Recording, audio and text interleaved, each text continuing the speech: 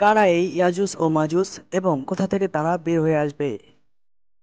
একদিন জুলকারনাইন বাদশাহ তার যাত্রাপথে চলছিলেন।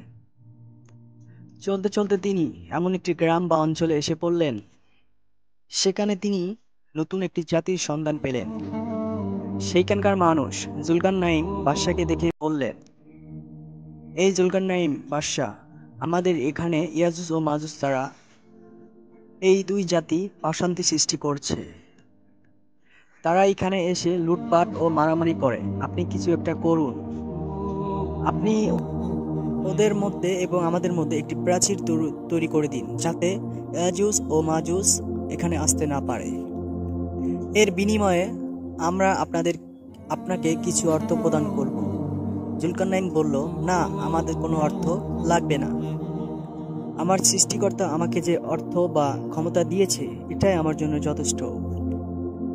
তখন জুলকারনাইন দুই পাহাড়ের মাঝখানে গিয়ে লোহা ও তামা দুই লোহা ও গলিত তামার মাধ্যমে একটি প্রাচীর তৈরি করলেন। এরপর ইয়াজুজ ও মাজুজ ব্যর্থ হলো, সেই প্রাচীরটি আর ভাঙতে পারল না। তখন সেই গ্রামের মানুষগুলো খুব খুশি হয়ে গেল।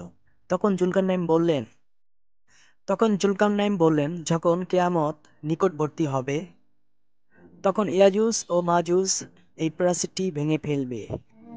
আশা করি ইসলামিক শিক্ষণীয় ভিডিও পেতে আমাদের চ্যানেলটি সাবস্ক্রাইব করবেন এবং আমাদের সঙ্গে থাকবেন।